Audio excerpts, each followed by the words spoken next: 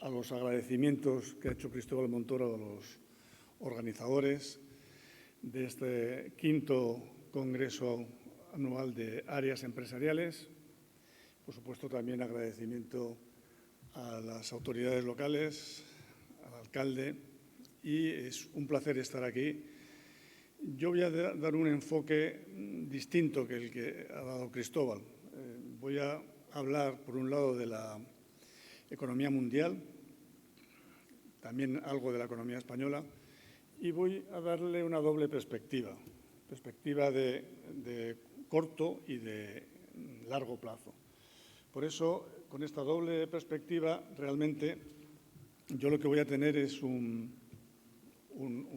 hacemos un cuadrante con estas dos variables y tenemos 4 conferencias en una. Tranquilos, porque van a ser muy breves, ¿no? Uno, siguiendo las agujas del reloj, voy a hablar un poco del enfoque global a largo plazo, que creo que es importante y se habla poco de él. En segundo lugar, enfoque global a corto plazo, que es lo que nos preocupa ahora. Luego hablaré también de España a corto plazo, en tercer lugar, y un poco también del largo plazo de la economía española, donde yo no tengo una visión tan idílica como la que ha presentado Cristóbal Montoro. Yo soy un poco más crítico y autocrítico con la situación de largo plazo de la economía española, situación estructural. Bueno, vamos a empezar con el enfoque global a largo plazo. Bueno, en los últimos 60 años, 1960-2020, antes de la pandemia, el mundo ha crecido a una tasa de crecimiento anual, en términos reales, promedio del 3,5%. Alguien dirá, bueno, esto es mucho, esto es poco. Esto es muchísimo. Esto significa que cada 20 años se duplica el PIB, la renta real del conjunto del mundo. Cada 20 años se duplica. Cada 40 años se multiplica por 4 y cada 60 años, que es las 6 décadas de las que me refiero, se ha multiplicado por 8.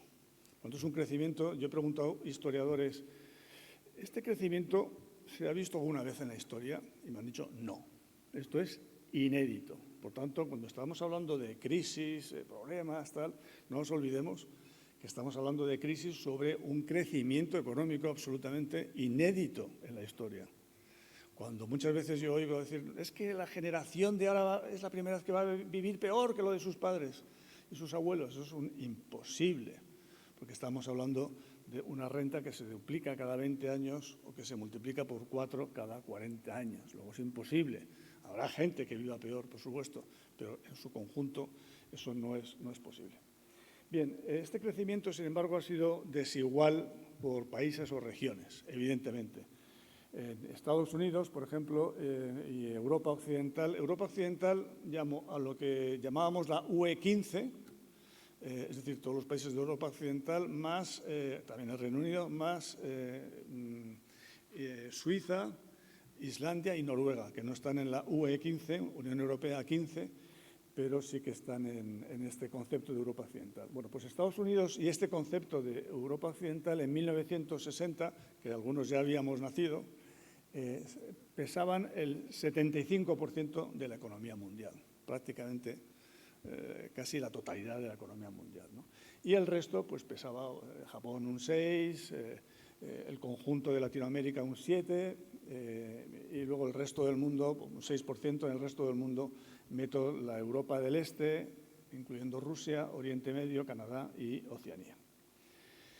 1960.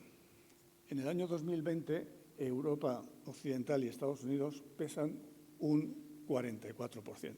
Ha pasado del 75%, prácticamente la totalidad de la actividad económica mundial, al 44%. Europa ha perdido la mitad de su peso, ha pasado del 39% al 20%. Y Estados Unidos no ha perdido tanto, pero también ha perdido pues, más de 10 puntos, del 35% al 24%.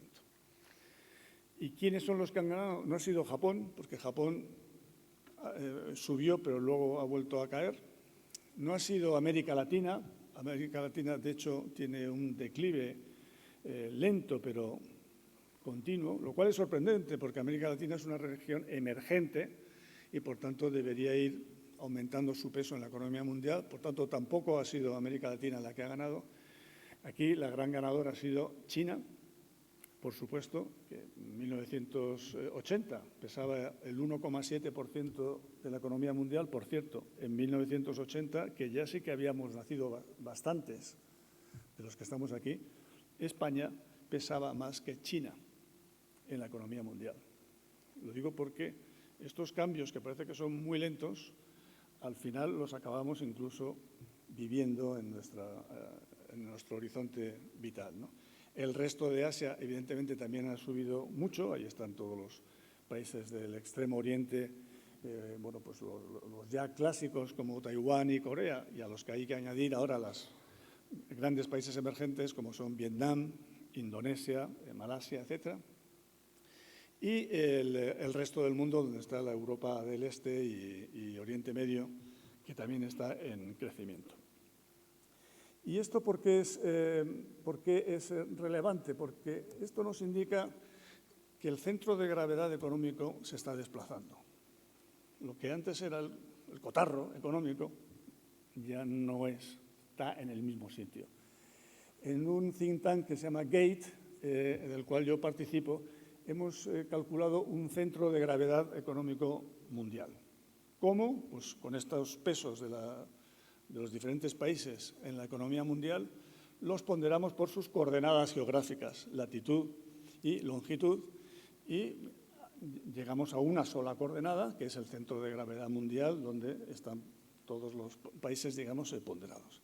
El centro de gravedad mundial en 1960, lógicamente, estaba en el Atlántico Norte, entre Europa y Estados Unidos, y se ha ido desplazando. En el año 1980 ya estaba en Estados Unidos.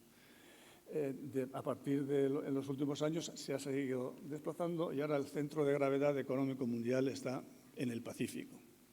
¿Esto qué quiere decir? Que el mundo está creciendo y está creciendo mucho, pero no todos por igual. Y si queremos participar de este crecimiento mundial, tenemos que poner nuestra atención en este nuevo centro de gravedad que fundamentalmente está en Asia. También, como curiosidad, decir que el paralelo no ha cambiado mucho, ¿no? Esto no se ha desplazado hacia el norte o hacia el sur.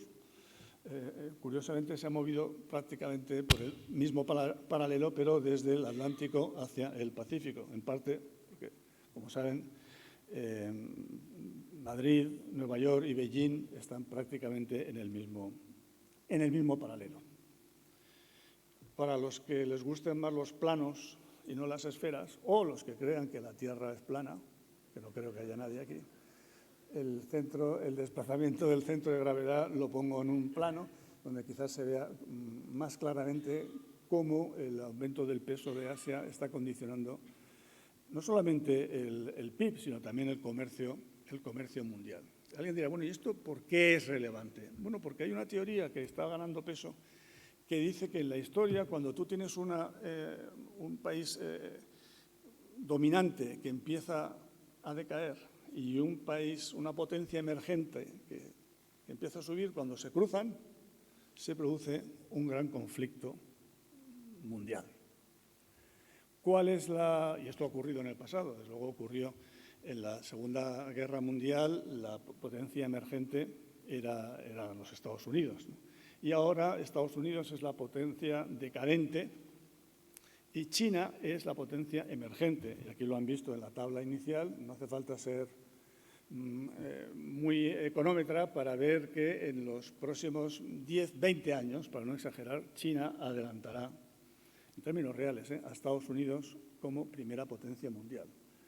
He dicho 20, pero probablemente sean menos incluso de 10 años, ¿no? Y, por tanto, mucha gente dice que lo que estamos viviendo es parte de este choque entre la potencia decadente y la potencia emergente. Alguien dirá, pero bueno, ¿qué tiene que ver esto si es Rusia en Europa? Bueno, es verdad que aparentemente no tiene nada que ver, pero hay muchos que dicen que sí, que Estados Unidos está jugando sus últimas bazas para evitar ser la potencia decadente y una de sus últimas bazas es esta guerra. En términos de población, me ha gustado mucho lo que ha dicho Cristóbal sobre el tema de la población española. Hablamos muy poco de la población y es muy importante. En términos de población, No voy a poner la dinámica, solamente los datos del año 21, porque son bastante espectaculares. Casi el 60% de la población mundial está en Asia, el 18% en África. Es decir, África, con el 18%, tiene más población que la suma de todo Occidente junto, llamando a Occidente América del Norte, no Estados Unidos, toda América del Norte, toda Europa, incluyendo Europa Oriental y, por supuesto, Oceanía. Esos tres, el mundo occidental, que siempre hablamos, pesa su población el 16% y África el 18%. Pero además esto no es una foto, esto es una foto estática, pero lo que hay detrás es que esto va a ir cambiando y va a ir cambiando hacia un peso mayor de África, porque es la única gran región del mundo donde la población crece y crece mucho. En Europa está cayendo, en Asia, Norteamérica y América Latina están prácticamente estancadas, en Asia también, lo cual es sorprendente. La gente dice que, claro, como son muchos, pues ahí es donde crece la población. No, no, no, no. Ahí son muchos, pero no crece. Donde crece es en África. Y, por tanto, el peso de África, de la población africana en el mundo, va a ser enorme en los próximos 10, 20 años. Y esto, desde luego, para alguien que vive en Canarias, pero para cualquiera que vive en el Mediterráneo Sur y cualquiera que viva en Europa, sabe que no va a haber muro, valla posible para pararlo. Por tanto, aquí tenemos un reto fundamental, sobre todo en Europa. Y también tendrá consecuencias políticas. Claro, si ahora hubiera elecciones en el mundo para elegir el líder mundial, el presidente mundial sería asiático y el vicepresidente sería africano. Y esto se acabará. No hay elecciones para el líder mundial, pero sí que está habiendo instituciones mundiales que cada vez van teniendo más peso y eso se acabará trasladando, evidentemente, a la política global y a las instituciones globales. Global corto plazo. Estoy completamente de acuerdo con lo que ha dicho Cristóbal. El año 22 era el año de la gran recuperación. Pensábamos que íbamos a salir del COVID en el año 21, con las vacunas, etcétera, y que el año 22, yo de hecho escribí sobre que íbamos a iniciar los felices años 20. Fíjate qué cosas escribía yo a finales del año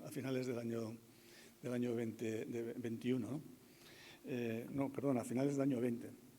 Bueno, el COVID no ha terminado, del todo por lo menos. El COVID empezó en China y acabará en China. Cuando diga China, se ha acabado el COVID, se ha acabado. Mientras China diga, no se ha acabado el COVID no se ha acabado.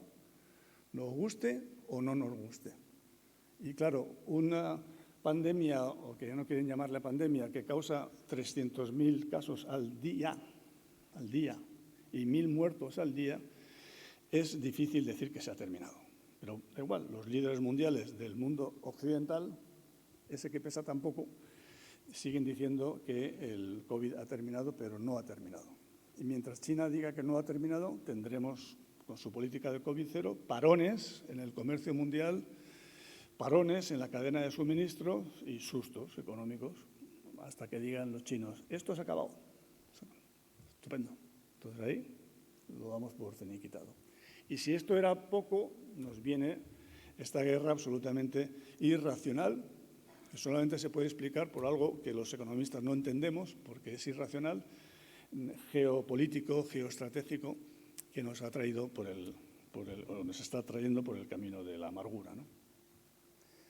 Importante, ya sé que esto suena muy económico, pero hay que decirlo, estamos ante un choque de oferta negativo por la subida del petróleo, del gas, las materias primas agrícolas, etcétera.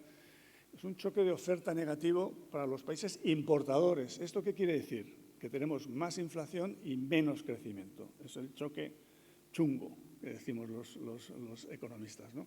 Tienes dos problemas a la vez, ¿no? Más inflación y menos crecimiento. Esto es para los países importadores. Los países exportadores no tienen un choque de oferta negativo, tienen un choque de demanda positivo. Tienen más renta y más precios, más crecimiento y más precios.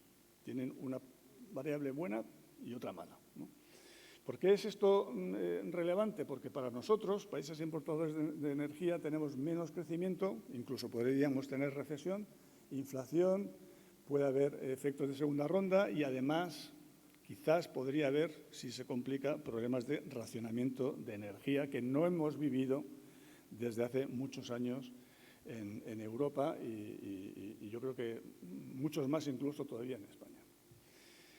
En este escenario global a corto plazo y con este enfoque de choque de oferta, choque de demanda, según seas importador o exportador, claramente tenemos una lista de perdedores. El primer perdedor es Ucrania, porque es un desastre lo que ha ocurrido con este país.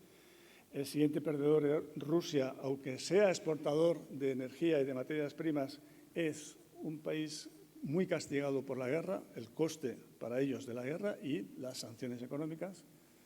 Europa, evidentemente, estos son los países de los continentes perdedores, Japón, China, que es un país importador de energía, los emergentes de Asia, por el mismo motivo, la India y parte de África. ¿Y quién está en los países ganadores? Pues el primero, Estados Unidos, que se está viendo beneficiado por la crisis. De hecho, el otro día miraba la balanza comercial americana, esta de la que tantos quebraderos de cabeza, dice, la balanza comercial americana con el dólar tan fuerte estará yendo fatal. Pues no, está yendo pues como nunca. ¿Por qué? Porque están exportando gas, están exportando petróleo, etcétera, etcétera. Ya veremos si tienen mucha capacidad de exportación, pero bueno, por ahora está ocurriendo. Y evidentemente todos los países productores y exportadores de gas o de petróleo también son, vencedores. ¿Cuáles son las claves? ¿Estamos ante un techo en el precio de la energía? Esa es la primera clave. Aquí hay una discrepancia, pero en general la gente piensa que sí, que estamos cerca del techo en los precios de la energía. Claramente con el petróleo lo estamos, porque el petróleo ha caído incluso, no es que estemos techo, sino que ha caído y está ahora por debajo del comienzo de la guerra, de la invasión de Ucrania. Y en el gas todavía no ha caído sustancialmente, pero no ha continuado subiendo, incluso a pesar de los últimos acontecimientos, ¿no? La otra clave es la duración del shock. Yo esto lo decía mucho en la pandemia. Por cierto, te agradezco tus comentarios a la pandemia y te mandaré el libro que acabo de sacar sobre la pandemia. La duración del shock.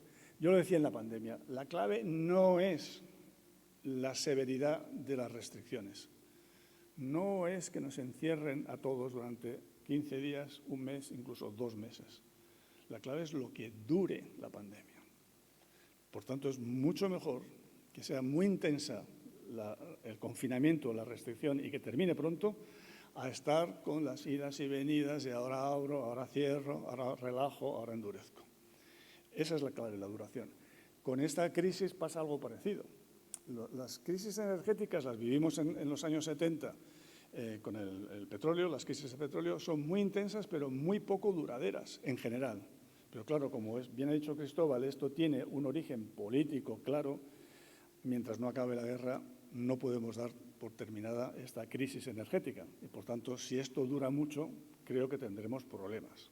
Yo soy optimista y creo que esto no va a durar mucho.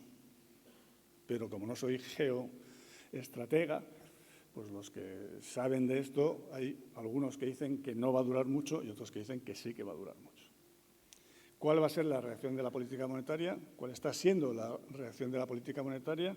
Y esto es muy importante, volver a cuál es la naturaleza del choque. Estados Unidos tiene un choque de demanda positivo, más inflación, pero más renta, y por tanto tiene que aplicar una política monetaria dura y contundente, y lo está haciendo y lo va a seguir haciendo.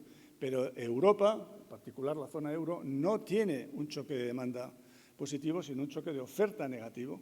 Por tanto, tiene que tener cuidado a la hora de subir los tipos de interés, porque es verdad que va a controlar la inflación, pero a costa de un crecimiento menor, incluso riesgo de recesión. Escenarios, pues hay dos, que dependen de la duración de la guerra. En el primero, esto se acaba el conflicto en el 22 o 23 principios, ya estamos en un techo de inflación, va a haber una reacción de los bancos centrales, pero será limitada, y va a haber una recuperación ya que empezará en el año 23, la segunda parte del 23 y sobre todo en el año 24. Este es el escenario optimista. Y el pesimista, esto se enquista, hay una escalada bélica, más sanciones. No quiero hablar del tema nuclear porque no me lo creo, pero ya sería el acabose. Hay riesgo de racionamiento energético. Es verdad que tenemos el suministro de gas en Europa prácticamente garantizado ya para este invierno, el invierno del 23, pero no lo tenemos para el invierno del 24. Por tanto, si esto no se arregla a lo largo del 22-23, el año 24 lo tendremos bastante complicado.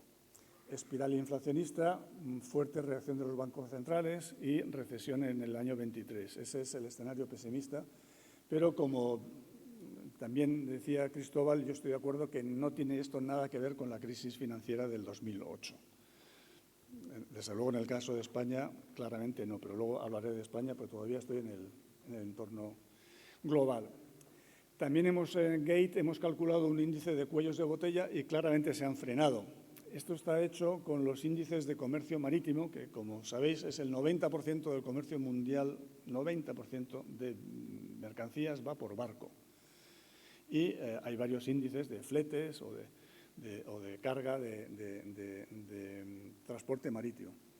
Y estos se habían disparado los precios a partir del año 21, ya de finales del 21, pero la escalada se ha frenado e incluso están empezando a caer. Y eso se acabará trasladando a los precios industriales, nosotros calculamos, a finales de año. España a corto plazo. Bueno, un poco en sintonía con los escenarios a los que antes me refería, el optimista y el pesimista. Realmente casi todo el mundo, diría yo, o todo el mundo, está en el escenario optimista. Todo el mundo.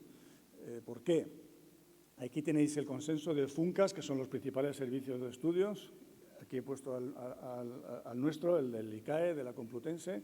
Es incluso un poco más optimista que el consenso de FUNCAS. Y he puesto las nuevas previsiones del Gobierno en los presupuestos recientemente aprobados y las previsiones nuevas del Banco de España de ayer. O sea, los que están hechos en septiembre son los dos primeros bloques. No hay tampoco mucha diferencia entre ellos, en términos, digamos, de hablar de escenario pesimista-optimista. Están todos más o menos en línea, creo yo, ¿no? El PIB de este año va a ser un 4,5%, cosa que casi todo el mundo decía que iba a ser 4 o 4,2%, o sea que el PIB de este año se ha desbordado al alza con respecto a la previsión, el PIB del 22. Y para el 23, pues se está hablando, el que menos habla de un 1% y el que más el 2 y pico. En cualquier caso, es un crecimiento menor, pero no es una recesión. Y en el tema de la inflación, incluso más llamativo. Bueno, el tema del paro es que prácticamente está todo el mundo igual, con un paro en torno al 13% para España. Alguno lo baja al 12,8, 12,9 y prácticamente estable. No hay, es sorprendente las previsiones, las discrepancias, que no son muy grandes en términos de economía. En términos de paro no hay ninguna discrepancia. Y es que no va a aumentar prácticamente. Para nadie ve un aumento del paro. El Gobierno, lógicamente, pinta una reducción del paro, pues porque siempre los gobiernos hacen eso, ¿no? Y con la inflación, aquí hay algo curioso, y es que todo el sector privado esperaba una inflación el año que viene del 3 y pico %. Y esto era muy interesante porque ataba los convenios, las demandas, digamos, salariales para los convenios que están por venir, ¿no? Por eso me ha resultado sorprendente que el Banco de España saliera ayer o anteayer con una previsión del 5,6, más que duplicando su propia previsión, porque hace 3 meses, en el informe Boletín Económico de hace 3 meses, el de junio, el Banco de España decía que la inflación el año que viene iba a ser el 2,6. Y ahora, de repente, dice que va a ser el 5,6. Yo, desde luego, no lo he entendido y muchos macroeconomistas con los que he hablado no lo han entendido. Y, además, me parece un mal mensaje para lo que llamamos el anclaje de las expectativas, ¿no? ¿Qué es el anclaje de las expectativas? Pues que no haya efectos de segunda ronda en la inflación. Es decir, que se traslade la inflación de la energía, materias primas, alimentos, etcétera, a salarios y que eso se traslade a inflación de precios, que se traslade a más inflación de salarios, así en una espiral inflacionista. Bueno, en cualquier caso, aquí tenéis las previsiones del consenso para el PIB y para el Euribor y para el IPC. Para el PIB, trimestralmente, nadie ve una recesión. Todo el mundo ve que va a haber un crecimiento negativo en el cuarto trimestre, pero pequeño, pero nadie ve más crecimientos negativos en ningún trimestre. Por tanto, no va a haber recesión en el escenario actual, por lo menos en España. El Euribor va a subir y sí, va a escalar hasta el entorno del 3%. Entonces comentábamos en el café que, claro, pones la televisión, el Euribor que se va al 3%, ¡qué horror, pero qué horror! Yo recuerdo mi hipoteca en el año 87-88, que estaba al 17%, con una inflación un poquitín más baja que la que tenemos ahora. Entonces, y sobrevivimos, ¿no? Por lo tanto, unos tipos de interés del 3%, por supuesto que son desagradables cuando venimos de tipos cero, casi negativos, pero se puede vivir con ellos. Y con respecto al IPC, estas son las previsiones del consenso. Hemos bajado sorprendentemente. En septiembre al 9, yo creo que pocos decíamos que íbamos a bajar del 10, y yo desde luego que me quedé sorprendido cuando vi el 9 y con la subyacente bajando. Y yo creo que sí que hemos alcanzado un máximo en la inflación. Y iremos bajando. Yo creo que acabaremos el año en el 7%, incluso mejor de lo que dice ahí, o por debajo. Y en el año que viene, bueno, dependiendo del escenario, evidentemente, energético, etcétera, pero sí podríamos recuperar inflaciones del 2 y pico %. Claro, para que esto ocurra no tiene que haber efectos de segunda ronda, ¿no? Tiene que haber una especie de pacto de rentas explícito o implícito. Aquí tenéis la tasa de inflación desde los años 60 hasta hoy, ¿no? Tuvimos el pico con un 30% de inflación, que es cuando le subieron el salario a Cristóbal un 30%, la verdad es que no te quejarás. Y tuvimos el pacto de la Moncloa que pilotó Enrique Fuentes Quintana, profesor de la Complutense y fue vicepresidente económico.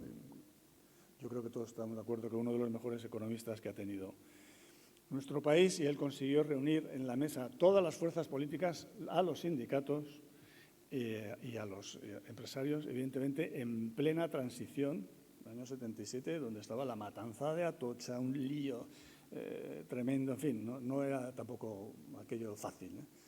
Y se consiguió hacer este pacto de la Moncloa. ¿En qué consistió? Pues en una cosa que los estudiantes luego cuando lo hemos explicado decían, pues vaya tontería, no es ninguna tontería, y es fijar los salarios o las rentas en función no de la inflación pasada, que es lo que se llama indiciación, sino de la inflación esperada. Y eso fue tremendamente exitoso. Y esa filosofía se ha perdido. Y a mí me preocupa.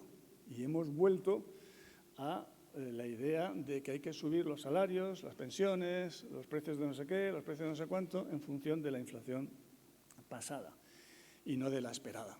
Y esto nos puede meter en una espiral inflacionista. Por eso sí que creo que debe haber una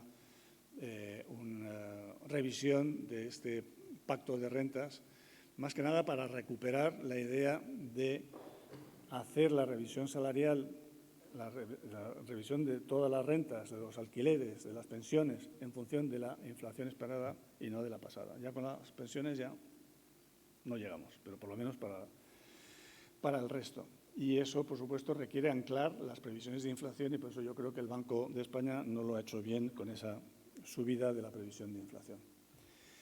Las luces de la economía española, estamos con una mayor recuperación que otros países, aunque es verdad que desde niveles más bajos y, por tanto, en niveles todavía nos queda mucho camino para recorrer y recuperar el PIB de antes de la pandemia. Tenemos una buena calidad del crecimiento, no tanto basado en el consumo, sino en la inversión, y aquí vosotros tenéis mucho que decir de esto, y en las exportaciones. Estoy de acuerdo con Cristóbal que esta ha sido la gran novedad de la economía española. Llevamos años con superávit en la balanza corriente, que también comparto su sorpresa de que en plena crisis energética de gas importado, petróleo importado, mantenemos el superávit por cuenta corriente, es algo realmente espectacular. No hay burbujas, ni inmobiliaria ni de crédito, como las que tuvimos antes, digamos, de la crisis de 2008. Hay un buen crecimiento del empleo y, además, más crecimiento del empleo indefinido y el impacto de los fondos europeos, de los Next Generation EU, que está todavía con una cierta lentitud. Yo casi me alegro lo de la lentitud, porque lo importante es que tengan el impacto el año que viene, que es el año complicado. O sea que aquí la lentitud igual ha venido bien y todo, ¿no? Las sombras de la economía española, el endeudamiento público y privado, por tanto, riesgo de tipo de interés. Claro, antes se ha referido Cristóbal a la época justo antes de la crisis del 2008, donde no había endeudamiento público apenas, pero había mucho endeudamiento privado. Ahora es un poco al revés, el endeudamiento privado no es tan alto, afortunadamente. Ha habido colchón también durante el COVID, colchón de ahorro, pero el endeudamiento público es muy, muy alto, ¿no? Dificultad para pactos políticos, por ejemplo, el pacto de rentas, y, por tanto, riesgo de efectos de segunda ronda en la inflación, y seguimos con mucha dependencia energética e intensidad energética, y nos cuesta muchísimo. Las medidas de ahorro energético en nuestro país nos cuesta. Lo consideramos que es una tontería, que no vale para nada, y no es verdad. Los ahorros energéticos, incluso pequeñitos, al final se acumulan mucho. Pero la gran sombra, y con esto entro en la última parte de la charla, es el bajo crecimiento de la productividad. Que yo soy muy pesado con el tema de la productividad.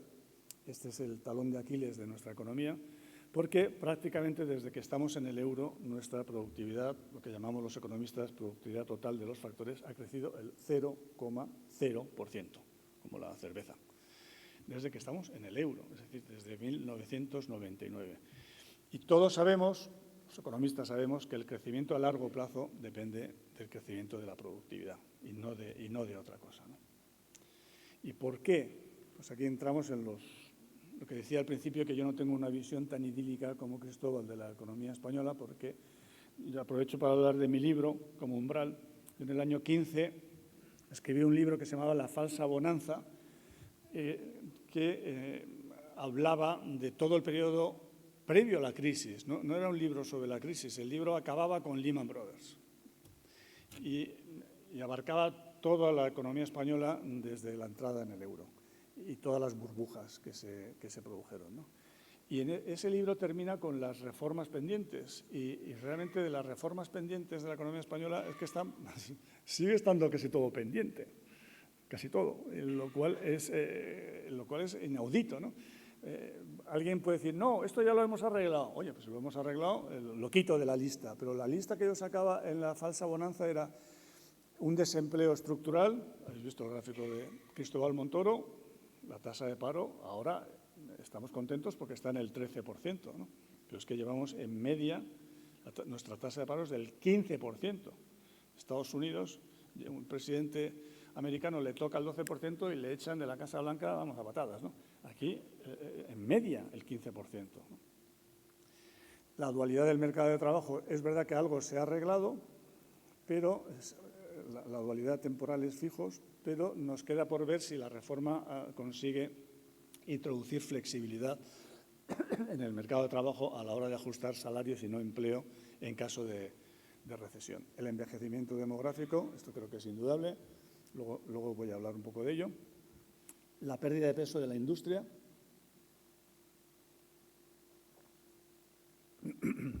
Perdón. Esto es algo en lo que yo di la matraca bastante en mi época, no solo de ministro, sino de Oficina Económica de Moncloa. Necesitamos hacer una apuesta por la industria y eso requiere colaboración público-privada y planes industriales. No hemos conseguido ponernos de acuerdo con eso. Si no hay industria, no hay áreas empresariales. Si no hay industria, va a haber menos inversión en innovación, va a haber menos exportaciones, quitando el turismo, pero exportaciones de bienes, etcétera. La industria, mantener la industria es una tarea que debe ser clave para todos los gobiernos, ¿no? Entorno empresarial poco competitivo, lo hemos visto en la distribución comercial, lo hemos visto en el sector energético y en otros sectores. El espíritu emprendedor, hemos mejorado algo, pero seguimos estando por debajo de de otros países y se nota en las universidades, gente joven se le pregunta qué quieren hacer y muy pocos te dicen crear una empresa. Seguimos teniendo muy poco espíritu emprendedor, en parte porque no tienen muchas veces un buen cartel los empresarios, ¿no? Que tampoco se entiende muy bien por qué, socialmente, ¿no? Yo creo que no se reconoce al empresario su labor, ¿no? Insuficiente capital humano y tecnológico. Esto se está notando ahora en que hay demanda de empleo no satisfecha por falta de cualificación, pero esto es algo que viene de lejos. La escasa cultura del ahorro, público y privado, también se ha referido a esto Cristóbal. No hay ningún partido político que defienda el ahorro público. Ninguno. Todos que dicen, yo consigo más déficit. No, yo he estado en Bruselas, déjame a mí que yo en Bruselas te consigo más déficit. No, yo tal. No hay ningún partido político que diga que hay que reducir el déficit. Y esto tiene que ser prioridad. Ninguno. ¿Y qué deciros del ahorro privado? Pues que en España al que ahorra se le considera un muermo, un rancio, un mal rollo. Y lo hemos visto en el deprimente debate que hemos tenido en las últimas semanas, por ejemplo, con el impuesto sobre el ahorro, el mal llamado impuesto sobre el patrimonio, que es el impuesto sobre el ahorro y sobre el esfuerzo de las familias, ¿no? No hay ningún... Y no ha salido nadie a defender el ahorro privado. Tenemos los ricos y los pobres, y los ricos y los pobres, no, el ahorro. El ahorro. Porque a un rico endeudado le beneficia la inflación. Y a un pobre endeudado le beneficia la inflación. Y a un rico ahorrador le perjudica la inflación. Y a un pobre o no tan rico ahorrador le perjudica la inflación. Aquí no hablamos de ricos y pobres, aquí estamos hablando de ahorradores y no ahorradores. Y la clave es que en nuestro país necesitamos ahorradores, porque si no nos pasará lo que ha puesto Cristóbal, nuestro endeudamiento frente al exterior y que nos tenga que venir desde fuera a marcar la política económica. Un déficit por cuenta corriente crónico, eso estaba en el libro, pero estoy por quitarlo, Cristóbal, porque es verdad, pero son 10 años, llevamos 10 años de superávit, buena pinta, pero de ahí a que con esto, digamos, hemos acabado con nuestro déficit por cuenta corriente crónico, tengo mis dudas, ojalá. Pero es verdad que ahora el hecho de que con una crisis energética, más petróleo más caro, gas más caro, mantengamos el superávit exterior, es muy buena señal, pero creo que es prematuro quitarlo. Ahora, estoy dispuesto a quitarlo esto. Hemos resuelto, lo quito. Entonces, yo con Montoro pacto rápidamente. Fuerte dependencia energética, aunque hemos mejorado, la seguimos teniendo y se nota. Es que en cuanto sube el precio de la gasolina, por ejemplo, del petróleo, la gasolina, España, el país con más inflación. Ahora baja el precio del petróleo, ha bajado en el último mes y medio y ahora de repente todo el mundo sorprendido. Pero bueno, España ahora es los que tienen menos inflación. Holanda el 17, Reino Unido no sé cuánto está. ¿Por qué? Pues porque vivimos conectados al petróleo. También al gas, pero sobre todo al petróleo. El tamaño empresarial, seguimos con una cultura de pyme. Y las pymes, por supuesto que hay que protegerlas, pero para que dejen de ser pymes. Ya sé que esto es difícil de hacer, pero tiene que estar en la mentalidad de los gestores políticos. ¿Hay que apoyar a las pymes? Sí, pero no para perpetuarlas, sino para que dejen de ser pymes y ayudarlas a crecer. Y esto lo hemos intentado muchas veces. Yo siempre chocaba con el Ministerio de Hacienda porque decía que no había dinero y que esto era muy sofisticado, pero siempre choca.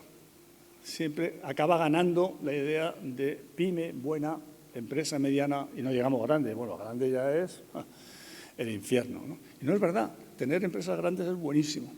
Y tener empresas medianas grandes es buenísimo. ¿Por qué? Innovan más, le dedican más recursos a formación, pueden internacionalizarse, tienen una escala y al final acaban siendo más competitivas que las pymes.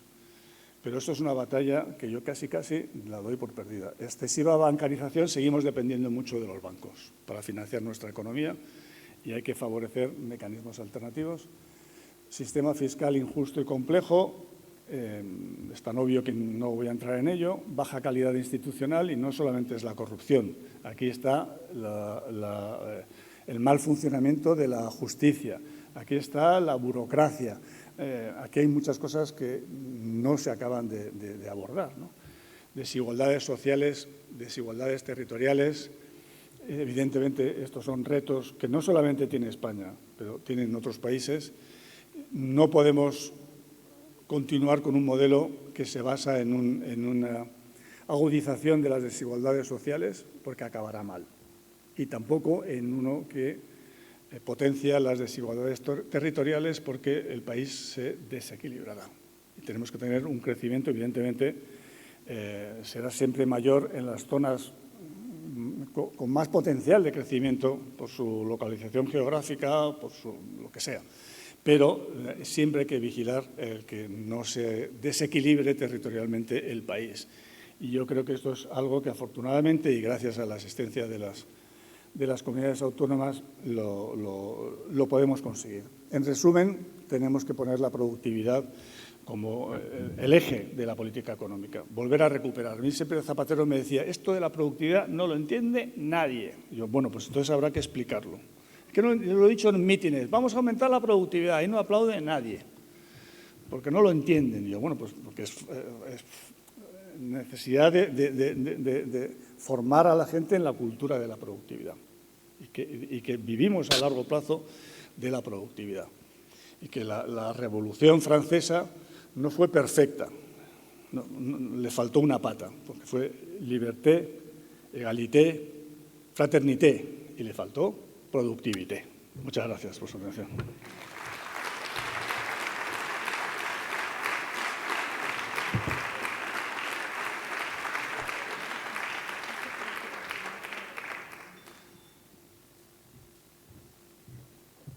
Muchísimas gracias a Miguel Sebastián. Yo no sé ustedes, pero a mí me queda como ganas de debate.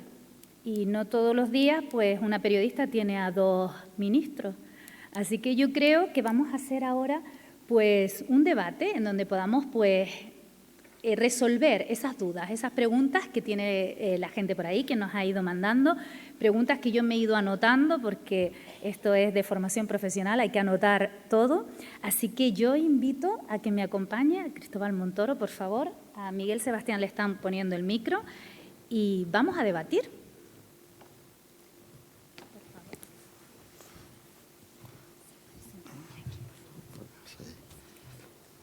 Gracias. ¿Puedes? Me quito el...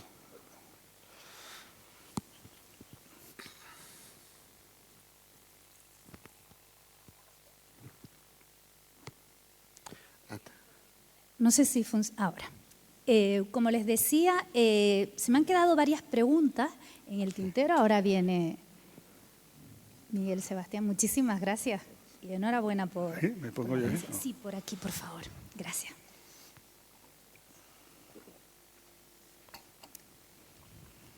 Yo creo que nos han aclarado bastantes dudas, pero bueno, siempre pues queda alguna preguntita a lo mejor por resolver. Primero, muchísimas gracias por estar aquí, por acercarse a este 5º Congreso Nacional de Áreas Empresariales. Llevamos 2 jornadas debatiendo y sobre todo aportando ideas. Tenemos una muy buena representación a nivel nacional de todas las áreas empresariales. Hemos hablado de nuestra área en concreto aquí en Agüimes de Coaga, cómo esa mano a mano de lo público y lo privado, esa fusión está funcionando muy bien y ¿por qué no decirlo? Pues ha sido como un ejemplo, ¿no?, a seguir para otras áreas empresariales. Es verdad que es una fusión, y aquí ya empiezo el debate, público-privada, que es muy difícil de llevar a cabo. Me gustaría saber cuál es la opinión de ustedes. ¿Por qué ha sido, no sé, y aquí tenemos al alcalde de Agüimes y toda la representación de Agüimes, aquí parece que ha sido fácil un entendimiento? Es decir, el sector privado necesita, pide y el público le tiende la mano. ¿Por qué no pasa en otras áreas empresariales? Yo entiendo, por lo que también estábamos comentando a la hora del café, Claro, en nuestro modelo de descentralización casi todos los recursos están en las comunidades autónomas, ¿no? Que son las que tienen capacidad de acceso a IVA, no en el caso de Canarias, pero en general, y a IRPF, etcétera. Y, en cambio, las áreas empresariales están más vinculadas a los ayuntamientos, ¿no? Y entonces yo creo que aquí debería haber, en esta colaboración público-privada, debería o bien involucrarse las comunidades autónomas más directamente con las áreas empresariales o bien que contribuyan a los ayuntamientos para poder financiarlas, ¿no? Pero tú sabes más de esto, porque yo de financiación autonómica... Yo creo que en España, si nos retrotraemos a la década de los 2000, el comienzo, fuimos impulsores de toda una iniciativa público-privada en materia de infraestructuras en que fuimos desarrollando una vez que España entra en el euro, y a partir de esa entrada en el euro nos financiamos a tipos de interés, a precio de dinero homologable, que para nosotros fue una gran novedad, como destacabas. Quiero decir, porque claro, esto no había pasado nunca, ¿no? Tipos de interés por debajo de 2 dígitos, para todo, ¿no? Prácticamente, y eso, por supuesto, no para las hipotecas de nuestras viviendas solo, sino en créditos comerciales, financieros, etcétera, todo. Eso fue el gran cambio que permitió desarrollar una iniciativa público-privada, entendiendo, porque esa iniciativa a veces se identifica con que lo público dote suficientemente infraestructuras. Bien, eso es un aspecto, pero cuando hablamos de la cooperación, de la fórmula público-privada, en realidad estamos hablando también es como un avance en la concesión. O sea, el gestor privado se hace responsable de la gestión de esas infraestructuras durante las próximas décadas. Unas salen bien y otras salen regular, ¿no? En el sentido más término. Sí, pero la infraestructura está ahí, y eso es lo que ha permitido a España también hacer un avance en infraestructuras de transporte, aeropuertos, puertos, viarias, trenes en la península de alta velocidad, todo eso que en principio pues puede parecer pues eso, infinanciable, ¿no? Porque estamos hablando, y ha convertido a empresas españolas en líderes mundiales en el campo de la gestión de infraestructuras, no solamente de obra civil, o sea, es decir, en términos de ingeniería, sino de la gestión. Y ahí tenemos, por eso decía que eso en los años 90 no lo teníamos, esa transformación. Por tanto, sí tenemos un expertise en ese campo. Lo que pasa es que muchas veces ese expertise se queda en lo contrario, en la crítica, tal, oiga, que esto no salió bien, tal, pero si esto es para todos, esa infraestructura queda ahí, sea energética, en este caso tecnológica, medioambiental, no solamente tenemos que hablar de ello, tenemos que hablar también de todas esas otras condiciones, y ahí hay un campo formidable de utilización ahora de los fondos europeos, pero claro, es también confiar cada vez más en ese sector privado como gestor, regulado en términos de tal, pero confiar en el sentido de que te sirva de impulso y te active ese tipo de inversión, porque si no, te quedas en un estricto control público que te frena la utilización de esos fondos. Pero ya digo que nosotros tenemos una altísima experiencia y yo creo que francamente positiva. AENA, pues resulta que AENA se podía llevar al mercado. Tenía una deuda acumulada de 12.000 millones de euros, o sea, después de todas esas inversiones, con lo cual es muy fácil la crítica. A España le sobran aeropuertos por todos lados, entonces aquello, pues resulta que tenía un valor de mercado, ¿no? Entonces, y ese valor, pues en definitiva también es el que permite que desarrolles un transporte aéreo que es absolutamente fundamental, porque la gran mayoría de esos visitantes turistas entran por esa vía, pero claro, entran a unos precios accesibles, o sea, para que tienes que tener ese tipo de infraestructura. Por eso decía que nosotros tenemos mucha experiencia como país y lo que pasa es que ahora yo veo que hay como una especie de resistencia, no llego a entender, teniendo toda esa experiencia, ¿por qué no se plasma en términos de esas iniciativas, tomando lo mejor del pasado, corrigiendo los errores del pasado, por supuesto, siempre, pero hacer la apuesta, porque ahora tienes recursos, tienes esa financiación, un poquito más cara, como decía. Sí, quizás, por poner un punto un poco negativo, yo creo que hemos avanzado mucho, como tú bien dices, en lo que es la construcción, la inversión, pero no hemos resuelto el tema del mantenimiento, de quién paga el mantenimiento. Yo creo que ahí tenemos desde luego en el caso de las carreteras tenemos un problema, y es que en España no nos gusta el pago por uso. También yo creo que es un tema cultural, no está bien visto, y entonces tenemos un problema de financiación del mantenimiento de esas infraestructuras, en el caso de las carreteras que son públicas, ¿no? Y luego muchas de las privadas pues ha habido que rescatarlas porque el modelo pues no ha funcionado bien, ¿no? Entonces yo creo que tanto el tema del mantenimiento como el tema de los rescates han sido dos factores negativos que conviene, yo creo, que reflexionar sobre ellos, ¿no? Hay que sacar conclusiones, o sea, sobre lo que sale bien, sale mal, pero la dotación está ahí. Sí. Somos el primer país del mundo en dotación de infraestructuras turísticas, el primero, salimos en el ranking mundial.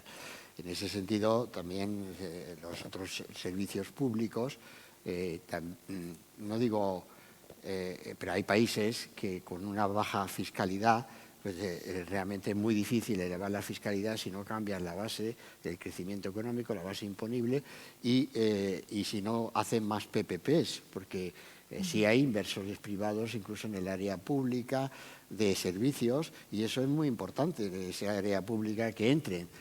Ahora, si empezamos a criticar la inversión privada en salud, para entendernos, y la vemos como el paradigma de lo negativo y tal, diciendo, bueno, ahí tenemos a Portugal, ¿no? Con un gobierno socialista con mayoría absoluta que acaba de crear una autoridad independiente para la gestión del sistema sanitario público. Sí, pero discúlpeme, hablando precisamente de la reforma fiscal, ¿necesita España esta reforma fiscal? Porque yo lo que me anoto, primero, ¿por qué y para qué? Porque sí. Canarias registra récords de afluencia turística por una parte, pero con altas tasas de paro. Entonces, ¿cómo se resuelve, digamos, esta paradoja? Y así pues traemos también el debate aquí a Canarias. Bueno, Miguel tiene que corregir varios parámetros del libro ese, quiero decir, no solo es de la balanza corriente, también hay otro que has sido muy cortés pasando. España tiene un sistema fiscal injusto y complejo. Sí. No. Claramente. Esto de los sistemas fiscales no lo reinventemos cada vez. No, está todo lleno de bonificaciones, deducciones, casas especiales. Funciona, un horror. Y funciona. Un horror. No funciona bien, es un horror. Y luego la gente que paga mucho y mucha gente no paga nada o paga muy poco. Pero es injusto. Pero vamos a ver. Pero vives en el mundo que tienes que competir y también con los impuestos compites. Y lo que ha demostrado ahora esta recuperación, no llames post-COVID, sino lo que tú le llamarías parcialmente post-COVID. Lo que ha demostrado esa recuperación es que tenemos un sistema tributario que recauda, que tiene una elasticidad renta muy alta, porque crecimientos de esa recaudación de casi, como hemos tenido el año pasado, pues un 18-19% media, no se corresponde otra vez con el crecimiento económico, sino entonces tenemos un sistema tributario eficiente, y con el hecho diferencial canario, con el hecho diferencial de las haciendas forales, vasca y navarra, con el régimen económico fiscal de Ceuta y Melilla, pero ahí tienes la recaudación. Y ese es el primer factor. Y luego la distribución de la recaudación, que lo que no podemos pedirle al sistema tributario es que ejerza de política de distribución de rentas, que para eso está el gasto público y para eso están las pensiones. El primer gasto público y el segundo, la sanidad, y el tercero, y muy cercano, la educación. Esos son los grandes gastos públicos de redistribución de renta. Y el sistema tributario, desde hace mucho tiempo ya, no tiene esa capacidad, a no ser que empieces a meter una progresividad en el IRPF, que ciertamente, pues, como tú mismo estabas criticando, claro, diciendo, la creación del impuesto dual en el IRPF fue del gobierno socialista, que hizo una reforma fiscal en 2007. Este señor estaba de jefe de gabinete, como le ha recordado, porque es que es verdad que somos ministros. No, antes de ministro hemos sido otras cosas, o sea, en la propia administración, que tiene mucha importancia. Ser el jefe de gabinete en términos económicos del presidente de gobierno, con las atribuciones que tiene un presidente de gobierno, es importantísimo. No es que sea importante, es mucho más a veces que ser ministro de un área concreta. Y en eso ellos hicieron una reforma en el 2007, que nadie se acuerda, pero la hicieron, de bajar impuestos, claro, cuando era de izquierda bajar impuestos, y crearon en el IRPF un sistema dual que significa que para las rentas de capital tributan de otra manera, que en los gobiernos del Partido Popular, un servidor, no había hecho la reforma esa. Y después la hicimos en el 15 y no lo cambiamos, Miguel, porque a ver quién cambia eso. Muchas gracias, Cristóbal. Por eso decía que la réplica, por favor. Estoy esperando la réplica que se te vea ahí. No, si no es la réplica, es que nos vamos sucediendo. Vamos sucediendo unos a otros y vamos... es que este es el debate. Pero por eso cambiando, hace falta una reforma fiscal en profundidad, pero no este toquiteo de impuestos a lo que llamamos reforma fiscal, que no es lo que yo llamo reforma fiscal. El hacer zapping con los impuestos, no. Ahora te subo un poquitín esto, ahora te bajo esto, ahora te quito, ahora te pongo, no. Aquí hay que hacer una reforma que busque primero simplicidad, porque estoy totalmente de acuerdo. Si tú quieres redistribuir la renta, utiliza el gasto público, que yo creo que es en lo que se equivoca la izquierda, en tratar siempre de redistribuir por los impuestos. Tú tienes que recaudar. Bien. ¿Y cómo vas a recaudar bien? Con un sistema que sea, primero, sencillo y segundo, justo. Y que no empiece con se escapa porque tiene aquí bonificación y aquí tiene una deducción y aquí tiene una ventaja y aquí tiene no sé qué y aquí tal. Eso es tremendamente injusto y tremendamente ineficiente. Y luego pon pocos impuestos, pero que recauden. Y no empieces a poner un impuesto para no sé qué del patrimonio de no sé cuántos, y otro para el que tiene pelo rubio y ojos azules, y otro impuesto para no sé qué. Eso es un horror. O sea, tenemos la fiscalidad que es un horror. Lo ideal, ¿cuál sería? Tener impuestos sobre el consumo y punto. Ni impuestos sobre la renta, bueno, y sobre sociedades. Yo tendría sobre el consumo y un poquitín de sociedades. Ni impuestos sobre la renta, ni impuestos sobre el ahorro, ni impuestos sobre nada. Sobre el consumo y sobre sociedades. Eso sería el ideal. Pero como ese ideal es muy utópico, y volvemos con la idea, no, porque la progresividad, no sé qué tal y cual, tal, que la progresividad se consigue con el gasto público, pues vamos a intentar que sea lo más parecido a eso. Entonces, tiene que tener un IRPF que recaude y que sea sencillo. Por ejemplo, en España, el IRPF, renta, ¿no? Se supone que grava todas las rentas. ¿Cuánto pesa del PIB? ¿Cuánto creéis que pesa el IRPF? La recaudación de IRPF sobre el PIB. El 7%, 6-7%. O sea, lo que se recauda sobre todas las rentas del país pesan 6-7%. Y alguien dirá, pero esto es absurdo, ridículo. Por supuesto. Entonces, luego uno mira personalmente y dice, pero si yo pago muchísimo. ¿Cómo es posible esto? Que en el conjunto del país esto sea el 6 o 7% y a mí me cascan el 30 o el 29 o el 28 o el 35 o el 40%. Porque es injusto. Porque no todo el mundo lo paga. Así de triste, no todo el mundo lo paga. Por eso hay que buscar un sistema, de verdad una reforma en profundidad, de un sistema que recaude y que recaude bastante, pero sin freír a nadie y sin que se escape sin que se escape nadie, porque lo injusto es que unos paguen y otros no. Eso es lo que creo que es la mayor injusticia. Muy bien, seguimos con el debate. ¿Me está gustando el tema? No, sí. Me está gustando, por ejemplo, porque los encuentro muy proactivos. El impuesto de patrimonio nosotros lo quitamos. el único gobierno que lo ha quitado. Y luego cometimos el error, y yo se lo dije a Zapatero, de recuperarlo por 2 años. A mí, yo cuando oigo impuesto por 2 años me echo a temblar. Por 2 años, y se caía solo. En el año 2013 el impuesto de patrimonio se caía para siempre, se acabó. ¿Y por qué no se cayó? Porque estaba cedido a las comunidades autónomas. Claro, o creemos... No. Desde el 2002. No me hagas trampas. 2002. No. Estaba cedido a las comunidades autónomas. No. O creemos en las autonomías como responsabilidad fiscal. No. Nosotros tal como o no, dejamos o la lo ley... hacemos todo desde el Estado central y luego... Oiga, nosotros tal y como dejamos la ley, ¿eh? si no se hacía nada, el gobierno de Rajoy no hacía nada. Hola, buenas, tal, se caía solo el impuesto de patrimonio. ¡Plum! Se caía. Y te pasan la factura al Estado. Dice, oye, 1.000 millones que estaba recaudando el sistema autonómico, a que me los ponga el Estado. O sea, quiero decir, eso es lo que pasaba en el 13. Sí, no, pero voy a que... ¿Y? Pero si en el 2002 hicimos una financiación autonómica. ¿Cuánto se están gastando ahora en la subvención al gasóleo y la gasolina? Bueno, ¿se están gastando? No, nos estamos gastando. ¿Cuánto? 6.000 millones al año.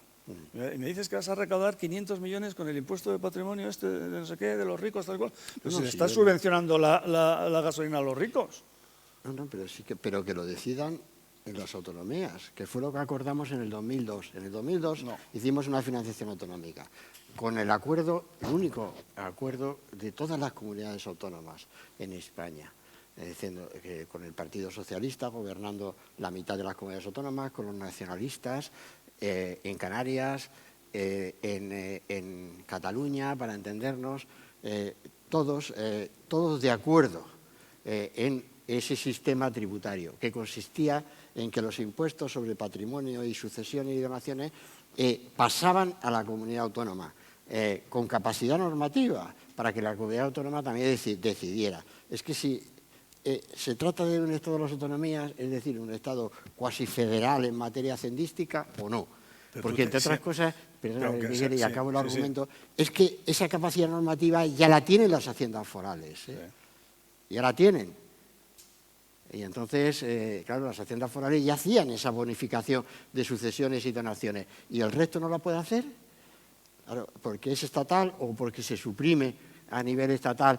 Y en las haciendas forales, ¿qué ocurre? ¿Lo dejamos? ¿O lo dejan? Damos paso a Miguel. La idea era suprimirlo en todas partes y, por supuesto, compensarles la recaudación. Si crees que es un impuesto que solamente existe, cuando nosotros lo quitamos solamente existía en España y en Francia, ahora solamente en España. Y por lo tanto que es un impuesto que desincentiva el ahorro. Hemos hablado antes del problema que tenemos con el ahorro. Que recauda poco, además, decir, bueno, es que lo necesito para... Es que recauda poco encima. Que los ricos de verdad, los que sabemos quiénes son los ricos de verdad, los que tienen yate, avión privado, esos no lo pagan, porque están en sociedades patrimoniales, joder, pues lo quitas. Y lo quitas para todas las comunidades autónomas, ya está, armonización cero para todas las comunidades autónomas y, por supuesto, les compensas, pero es una compensación que te sale rentable porque estás quitando un impuesto muy ineficiente y muy injusto, además, en el fondo. Sí, pero que lo hagan los responsables autonómicos. Hay algunos que ya lo están haciendo, ¿no? Entonces, oiga, pues ahí tiene un referente, que lo hagan ahí, donde lo tienen que hacer y asuman su responsabilidad política. Bueno, yo no sabía que iba a levantar tantas suspicacias aquí, pero bueno, yo sigo. No, pero está muy bien. ¿Puedo seguir? Bueno. Yo creo que Miguel ha hecho una aportación, a la izquierda española en términos, porque eso que aparecía ahí de la estabilidad, le llama ahorro público, pero es la estabilidad presupuestaria en definitiva. Claro, una aportación a la izquierda en ese sentido, con el presidente que tú has gobernado, que con ese presidente y tú en el gobierno hicimos la reforma de la Constitución, del artículo 153 de la Constitución en agosto del año 11. Una reforma fundamental en términos de ordenamiento de nuestras finanzas públicas. Por eso decía que él está, por eso decía, que falta cultura del ahorro, y lo dice él, que lo ha introducido. Miguel, eres tú diciendo, porque en la otra parte del espectro político a un servidor no había que convencerle del ahorro público, ¿no? Vamos, yo estoy completamente de estabilidad presupuestaria. No, a ti soy un creyente. No, pero tu partido no es menos creyente del ahorro público. Eso por supuesto, pero el partido es otra cosa, hay gentes muy diversas. Habla mucho de ahorro público, pero luego gasta... Pero por eso hace falta las leyes de estabilidad presupuestaria, Gasta... por eso decía, no hace falta, por eso decía, y reclama la organización. Vamos a cambiar un poquito de tercio. ¿A qué obedece el creciente papel, que así se estipula, que desempeña España en el concierto europeo? Quizás el Brexit, o hay razones internas que justifiquen este crecimiento. ¿Cómo lo ven ustedes? El crecimiento de España. Sí, en el concierto europeo. Sí. Bueno, yo sé que a la gente le tiene mucha manía a Pedro Sánchez, pero hay que reconocer que Pedro Sánchez ha ganado peso de España en las instituciones europeas. Puedes decir, bueno, es que ha tenido suerte porque el Brexit ya nos ha quitado uno de en medio, por lo que sea. Bueno, es que también ha tenido suerte porque hay que ver lo de Italia, a ver qué tal, por lo que sea. Pero es verdad que ahora España, como país, es un país que se le escucha. Se le escucha. No voy a hablar de vuestra época, también de la mía. En nuestra época se le escuchaba mucho menos de lo que se le escucha ahora al gobierno de Pedro Sánchez. Te guste él más o menos. Pero creo que eso es evidente. Se le escucha en materia política, en materia energética y creo que eso es muy bueno para España, ¿no? Ajá. ¿Algo que objetar, Cristóbal? Bueno, esto es muy viejo, ¿eh? Y yo salí del gobierno en el 2004, el primer gobierno del Partido Popular, y el sucesor, el presidente Zapatero, ya el titular fue España vuelve a Europa. O sea, el titular en el sentido de su política. Entonces, por lo visto, no nos habíamos ido antes. O sea, quiero decir, habíamos fundado el euro y tal. No recuerdo esto es ese muy titular, antiguo, sí. Oye, Miguel, ¿te acuerdas? Entonces, era por la Constitución Europea. Se iba a hacer una Constitución Europea, se iba a estar diciendo... Entonces, eso es normal. Entonces, de que ahora tienes más peso que antes. Lo que te da peso es tu condición económica. Como España sea una herida en la construcción europea porque tiene unos desequilibrios básicos formidables, entonces sí que vas a ver lo que tienes que predicar tú en Europa y en el mundo. La gran diferencia es que estás en otra cosa, y otra gran diferencia es que estás viviendo unas crisis que son desconocidas, o sea, que son esto, es que estamos hablando de que Europa, la Unión Europea ha reaccionado positivamente en el sentido ese de emisión de los eurobonos por primera vez en su historia, las vacunas, reparto y distribución de vacunas. Imagínate que hubiéramos comprado país por país las vacunas, bueno, lo que se había montado. Entonces, o sea, quiero decir, es que sería tremendo, ¿no? Y alguna quiso hacerlo, ¿eh? Sí, pero decir que Europa sí ha funcionado, y entonces frente a una crisis que es una crisis muy distinta de otras, y por eso decía, y ahora esta crisis energética que viene de una crisis bélica, y en ese sentido, pues yo tengo que celebrar que haya un presupuesto de defensa mayor. Sí, claro, es que necesitamos esos servicios públicos, y entonces siempre se podrá decir, pero no lo necesitábamos antes. Ya, pero es que la vida son las circunstancias esas cambiantes que vives, y evidentemente tenemos una amenaza sobre nosotros como no hemos tenido nunca antes, y en ese sentido también hay mucho politólogo, mucho analista, que yo no sé si usted conoce alguno que vaticinara que se iba a derrumbar el muro de Berlín. No, se derrumbó y no lo había previsto nadie, ni los servicios de inteligencia de esos grandes países que citabas ahí. Vamos, eso, entonces no estaba en ningún lado. Y las cosas ocurren, y ahora vivimos una serie de acontecimientos que son inéditos, pero hemos trabajado en nuestro país para que nuestro país pueda acometer desde una mejor posición esos desafíos de lo que teníamos antes. Yo creo que también ayuda lo del inglés, ¿eh? que Pedro Sánchez sea el primer presidente del gobierno que habla inglés. Ahí hay que reconocerle. No se rían, eso es muy importante.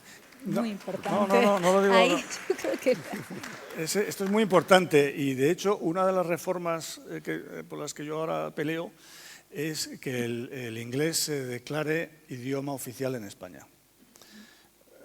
Tranquilos, que vamos a seguir hablando en español y en lo que sea, ¿no? Pero además en inglés. Es decir, que ustedes ponen la fecha 2030, 2040, España tenga como idioma oficial el inglés. Quiere decir que si se dirigen a ti en inglés, tú puedes responder en español, pero están en su derecho, ¿no? Y viceversa, tú puedes dirigirte a alguien en una institución en inglés. ¿Por qué esto sería revolucionario? Porque haría que el inglés todo el mundo lo aprendiera. Sería una enorme herramienta para la igualdad de oportunidades, porque ahora aquí sí que está la discriminación. Aquí solamente hablan inglés, pues Tamara y por encima de Tamara. Y queremos que toda la población hable inglés. Todos los niños hablen inglés, sea cual sea su origen, sea cual sea su barrio, su pueblo, etc. Por eso el inglés, idioma oficial de España en el 2040, 30. Esa sería mi apuesta. Yo sé que no es muy profesional opinar, pero en este caso pues estoy con él. El inglés, que estoy con él en este caso. No, yo creo que, pero también hemos avanzado mucho, afortunadamente. Ajá, sí. Está presente en la educación pública, está muy presente y en ese sentido también las nuevas generaciones están preparándose mejor de lo que hemos tenido la oportunidad en las anteriores. Bueno, para ir acabando ya con este debate tan interesante, no me gustaría dejar de nombrar, porque además se ha nombrado a lo largo de estas 2 jornadas de Congreso de Áreas Empresariales, los fondos Next Generation. España es pionera en esta gestión. ¿Qué podemos esperar de ellos en el campo de las reformas estructurales, por ejemplo? ¿Qué se espera de los fondos Next Generation? Yo entiendo que son una excelente oportunidad y, como antes describía, si no los utilizamos, el problema no lo vamos a tener los españoles, lo tienen el conjunto de Europa, que ciertamente ha hecho este propósito, ese gran proyecto de financiar con deuda mancomunada esos fondos especiales para introducirte con mayor vigor en lo que están siendo ya los grandes cambios en materia de innovación tecnológica, en materia de formación, en materia de reciclajes medioambiental, energéticos, o sea, en materia también de igualdad social. O sea, en ese sentido, yo creo que ahí hay una gran oportunidad y hay mucha actividad que debería canalizarse a través de PPPs, de lo que hemos comentado antes, y a través de incentivos fiscales, haciendo que la empresa sea responsable directamente de la utilización de esos fondos para acelerar su aplicación. Yo voy a contar una anécdota. Estuve hace no mucho en un foro parecido a este con Íñigo de la Serna, que, como recordarán, fue ministro de Fomento del gobierno de Rajoy, pero había sido alcalde de Santander. Y salió el tema de los fondos y tal y cual. Entonces yo dije, una de las cosas importantes de estos fondos es que no sean como el Plan E que hicimos nosotros, que fue un desastre. Y Íñigo de la Serna, que había sido alcalde y había recibido, decía, no fue tan desastre, ¿eh? No fue tan desastre. Entonces era el colmo, el ministro socialista atacando el Plan E y el del PP defendiéndolo, ¿no? Entonces, ¿con esto qué quiero decir? Era la gente aplaudiendo, bueno, era una locura. Entonces, ¿con esto qué quiere decir? ¿Qué errores se cometieron con el Plan E? Pues que fue excesivamente liberal. ¿En qué sentido? En dar el dinero a los ayuntamientos. Además, se hacía así, por per cápita, por población, a todos los alcaldes, no sé si recibió, si estaba entonces, y a hacer lo que quieran. Y esa lección se ha aprendido y ahora los fondos europeos, primero, no están descentralizados. Eso no quiere decir que todo se decida en Moncloa, para entendernos, ¿no? Pero no tienen ese nivel de descentralización absurda que tuvo el Plan E. Y segundo, tienen que ir encaminados, que esta es la clave, a aumentar la productividad. No vale hacer una obrita que te cree empleo y tal y cual. O sea, no tiene el enfoque keynesiano del plan E, sino de mejorar la productividad.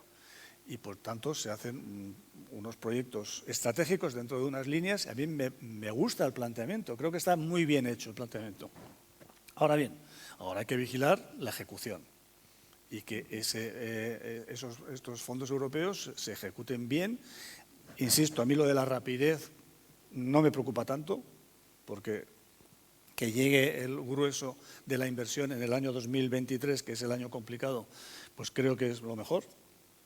Y luego ha quedado la pregunta, que se habrá dado cuenta que ni Cristóbal ni yo queremos responder, son las reformas que hay que hacer. Pues una de ellas es la de las pensiones, y estamos todavía esperándola, ¿no? ¿Tú has oído hablar algo de la reforma de las pensiones? No, pero las pensiones es que es otro... Otra es, charla, es el principal gasto público de redistribución de renta. Entonces, es el gran gasto público. Y yo, ya pues eso, la madurez en el sentido de intelectual, además de física, ya que no estoy maduro, ya estoy pasado, ¿no? Físicamente, estoy ya en la edad esa. ¿Entiendes? Es que yo creo que incluso como concepto, creo que hacemos mal utilizando la expresión de que es una transferencia intergeneracional. No es una transferencia intergeneracional. Es una renta pública que va destinada a las personas que, por su condición y su edad, pues no trabajan o no generan rentas propias. Eso es la pensión. Y no la está transfiriendo, diciendo, oiga, usted lo está pagando la empresa. Primero la paga la empresa porque su gran financiación es la cotización, que fundamentalmente la paga la empresa, el empresario, y en una parte mínima que no ve, la paga el trabajador, pero que no es...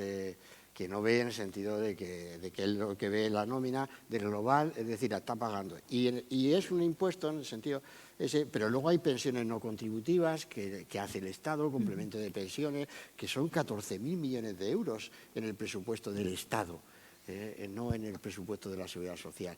Y esa transferencia de renta que se hace en la pensión no contributiva, es decir, personas que no han contribuido, que no han cotizado, y tienen derecho a esa renta por ser miembros de esa sociedad y miembros mayores de esa sociedad. Y por tanto se decía que es un concepto de distribución de renta y desde ahí deberían hacer los análisis dentro de todos los conceptos de gasto público. Perdón, Cristóbal, le dejamos 2 minutitos a Miguel y ya, un minuto. Ya tenemos que acabar. Estoy en total desacuerdo con Cristóbal, así para acabar fuerte. Es una transferencia claramente intergeneracional. Son los jóvenes activos los que financian la pensión de los mayores pasivos, y para que el sistema sea justo, quiere decir que cuando estos jóvenes activos que están hoy pagando sean mayores, deberían tener las mismas condiciones, estar en igualdad de condiciones a la hora de recibir su pensión. Y por eso el sistema tiene que ser sostenible financieramente, porque si no es tremendamente injusto. Miguel Sebastián, Cristóbal Montoro, muchísimas gracias de verdad por el sentido del humor, por la cercanía y porque yo creo que han resuelto algunas dudas que teníamos.